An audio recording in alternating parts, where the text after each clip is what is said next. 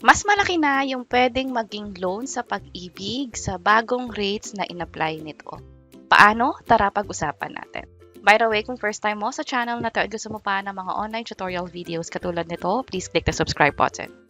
Sa pag-loan sa Pag-ibig, mapa short-term loan or multipurpose loan or kahit calamity loan pa, ang pwede nating mairam sa kanila ay yung 80% ng kabuuang nahulog na natin sa kanila o Pag-ibig regular savings. At dahil mas malaki na o tinaas ng Pag-ibig yung contribution natin monthly, mas malaki na rin yung ihuhulog ng kumpanya doon sa Pag-ibig account natin para to sa mga empleyado.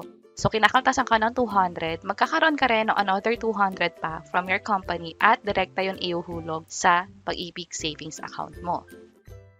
Halimbawa, kung mapapansin nyo dito sa Pag-ibig account na to, kapag chinek natin yung taon ngayon, 400 pesos na yun na pupunta sa Pag-ibig account. Itong naiipang pera na to ay pwedeng ma-withdraw after 20 years or kapag nangailangan tayo. Halimbawa, nagkaroon ng disability at kailangan na talagang withdrawin yung pera, makakatulong yung ipon sa Pag-ibig. Ang hinulog mo lang ay 200, ang share ng employer or ng kumpanya pinagkatrabahuhan ay 200.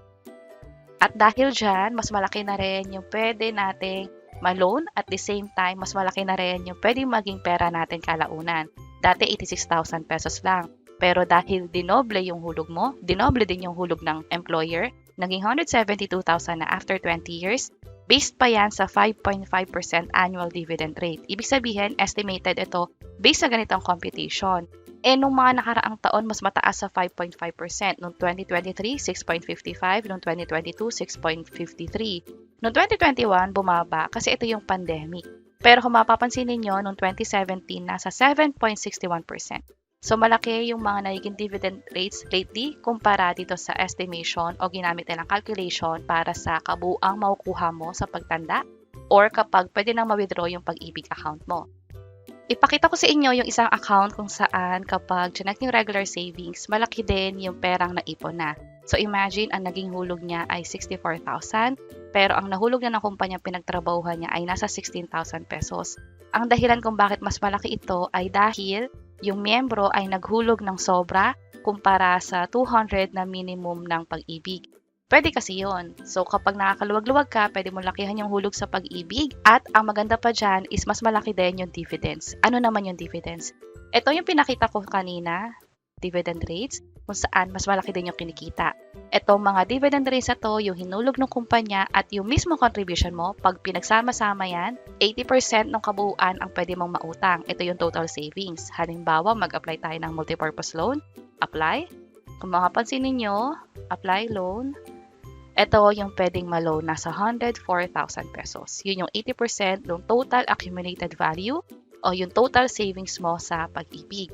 So, pwede nyo nang i-check sa Pag-ibig account ninyo. Pwede kayo pumunta sa branch. Pero kung gusto nyo online lang, phone or computer or tablet, laptop lang, pwede nyo nang ma-access yung virtual Pag-ibig account ninyo kung saan makikita nyo yung kabuuang savings at makikita nyo din kung yung mga nakaraang hulog ba ay napupunta ba talaga sa Pag-ibig account ninyo. Katulad nito, nung January nagkatrabaho pa, may employer share pa. Pero simula nung nag-self-employed na, o halimbawa nag-voluntary member na lang, pwedeng ikaw na lang yung maghulog at may kalayaan ka na taasan yung hulog mo. Kung sakaling nagkatrabaho ka naman, pwedeng lumapit sa HR at sabihin na gusto mong taasan yung hulog mo sa Pag-ibig. By the way, kung gaano kalaki yung nahulog mo sa Pag-ibig, malaki din yung pwedeng maging kita. Sa akin, ito yung naging kita ko for this year. Meron din ng mga nakaraang taon, halimbawa noong 2022, ito naman yung naging kita sa Pag-ibig. So, pwede nyo nang i-check yung page or channel namin para sa mga tutorial videos or pwede nyo i-check itong mga video sa baba, yung virtual Pag-ibig account creation. Also, yung pagpapalaki na rin ng savings account ninyo sa Pag-ibig. Sana makatulong and see you sa mga next videos. Bye-bye!